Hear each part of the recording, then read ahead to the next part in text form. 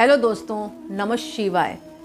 दोस्तों, कृष्ण जन्माष्टमी की आपको बहुत बहुत शुभकामनाएं। और इस बार जो कृष्ण जन्माष्टमी है वो 6 सितंबर और 7 सितंबर को मनाई जा रही है। आप किसी प्रकार का संशय ना करें। जो मध्य रात्रि में अष्टमी में मतलब पूजा करते हैं तो वो 6 तारीख को मना सकते हैं। जो उदय तिथि में पूजा करते हैं वो 7 तारीख को मना सकते हैं। कुल मिलाकर भावना प्रबल होनी चाहिए। जैसी यही भावना तैसी तीन मुहूर्त देखी तीन वैसी। आपको अपनी भावना शुद्ध रखनी है और चाहे 6 को बनाएं या 7 को बनाएं। इसलिए आपको बहुत बहुत शुभकामनाएं, भगवान की बधाइयाँ भगवान के जन्मदिवस की।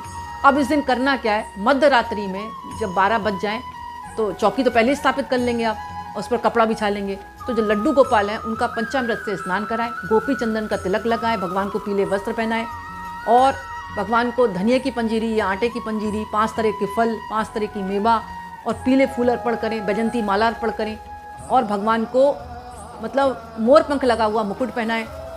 और भगवान को क्या करना है, आपको भगवान को खड़ाऊ भी अर्पण कर सकते हैं। और भगवान का अगर आप केक काटते हैं तो केक भी भगवान के आगे रखकर काट सकते हैं। और 56 भोग आता है बाजार में, अगर आप खुद बना सकते हैं तो आप खुद बना लें, और नहीं बना सकते तो बाजार से ले आएं 56 भोग। 5 तरह की मेवा, मतलब भगवान का विधिवत खूब अच्छी तरह पूजन करना है। और भगवान को झूले पर बैठाकर झूला झुलाएं और भगवान को झुंझुना भी दें, क्योंकि छोटे भगवान है वो, तो भगवान को झुंझुना रखना शुभ माना जाता है।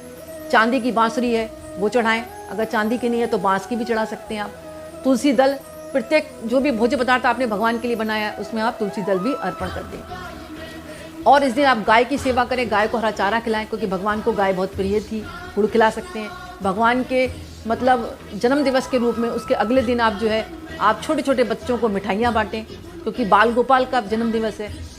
दोस्तों, कृष्ण जन्माष्टमी पर आपको पूरे दिन अगर आप व्रत रख रहे हैं तो ओम क्लीम कृष्णाय नमः, ओम क्लीम कृष्णाय नमः, ओम क्लीम कृष्णाय नमः का जाप करें। और हाथ में तुलसी का पत्ता रखकर आपको संकल्प करना, 1 रुपये का सिक्का रख के कि हम भगवान व्रत रख रहे हैं। शाम के समय पूरे घर में दिए जलाएं, जैसे दिवाली बनाते हैं ना, ऐसे दिए जलाएं।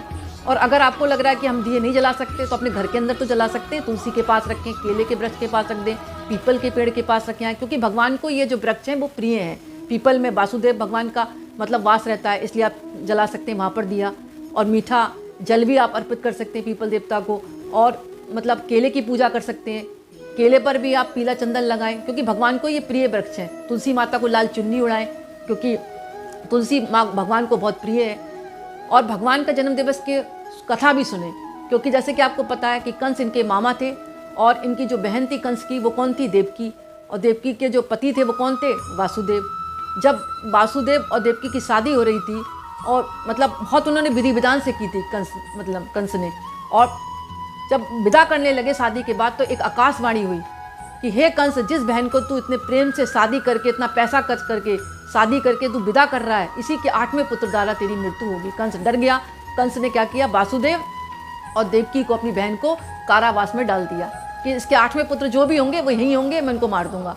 और जेल में डाल दिया और सैनिक मतलब लगा दिए चारों तरफ कि कहीं बाहर ना जाएं ना कहीं अंदर आए। धीमे धीमे उनके जो है बच्चे जैसे जैसे होते गए, कंस उनको मारता गया। जब 8वां बच्चा पैदा होने वाला था तब कंस ने पहरा और लगा दिया। और वो दिन कौन सा था, भादो कृष्ण पक्ष की अष्टमी का दिन था, जब श्री कृष्ण भगवान का रात्रि में जन्म हुआ। तो वासुदेव बहुत दुखी थे कि कहीं इस बच्चे को भी ना मार दें। तो देवकी बोली, ऐसा करो तुम मतलब गोकुल जाओ और वहाँ पर जाकर आप नंद गांव में इनको नंद बाबा के घर छोड़ आओ। वहाँ पर उनकी बेटी हुई है एक छोटी, यशोदा और नंद के, तो वहाँ छोड़ आओ और वहाँ से आप बेटी लिया ना, हम कंस को कह देंगे ये बेटी का जन्म हुआ है। तो जो थे मतलब देवकी जी थे वो निकल पड़े। आश्चर्यचकित बात ये थी कि सारे ताले टूट गए जेल के और सैनिक सब सो गए, यानी उनकी बाधा के लिए कुछ भी नहीं था। वो सीधे निकल गए, यमुना पार हुए। और बारिश बहुत हो रही थी उस समय, जो थे शेषनाग ने उनकी रक्षा की थी, क्योंकि डलिये में ले जा रहे थे भगवान, बच्चे ही तो थे, छोटे पैदा हुए थे। और वो नंदगांव पहुंच गए। वहाँ पर नंद बाबा के घर जाकर माँ यशोदा के बगल में निकाल दिया और वहाँ उनकी पुत्री लेकर वो वापस आ गए। इधर सुबह कंस उठा, उसने देखा कि 8वां पुत्र हुआ कि नहीं हुआ, देखा जाकर। तो देवकी से पूछा तो उन्होंने कहा कन्या हुई है। तो कंस बहुत ठाके लगा के हंसा, अरे कन्या मेरा क्या बिगाड़ेगी। तो जो कंस का जो मंत्री था वो बोला, महाराज 8वां पुत्र हो या पुत्री हो, हत्या इसके द्वारा भी हो सकती है आपकी, आप समझ लें। तो कंस को फिर डर बैठ गया। हालांकि वो उसको फेंकना नहीं चाहता था, लेकिन वो सोचने के बाद में इतना मतलब संशय में था कि वो कन्या जो थी नीचे अपने आप गिर गई। और जैसे गिरी वो ऊपर उड़ गई और बोली, हे कंस, तेरा अंतिम समय आ गया, तेरा मरने वाला तो गोकुल में पैदा हो गया, अब तू डर, अपने जो बुरे कर्म है उसको छोड़। कंस ने सोचा कि बच्चा कहाँ से पैदा होगा गोकुल में, तो कंस बहुत मतलब टेंशन में आ गया। तो ये कथा आती है मतलब कंस की, देवकी की, वासुदेव की कृष्ण भगवान के जन्म दिवस के रूप में। अगर कोई व्यक्ति इस दिन जन्माष्टमी के दिन भगवान कृष्ण की ये कथा को सुनता है तो उसके जीवन की सारी बाधाएं दूर होती हैं। अगर सौभाग्यवती स्त्रियां सुनती हैं तो उनके संतान सुख मिलता है, और पुत्र सुनते हैं, उनके पैदा हुए जो पुत्र हैं बड़े हो गए वो सुन रहे हैं तो उनकी नौकरी की बाधाएं दूर होती हैं। और जो घर की कन्याएं हैं अगर वो इस कथा को सुनती हैं तो उनको सुशील वर की प्राप्ति होती है।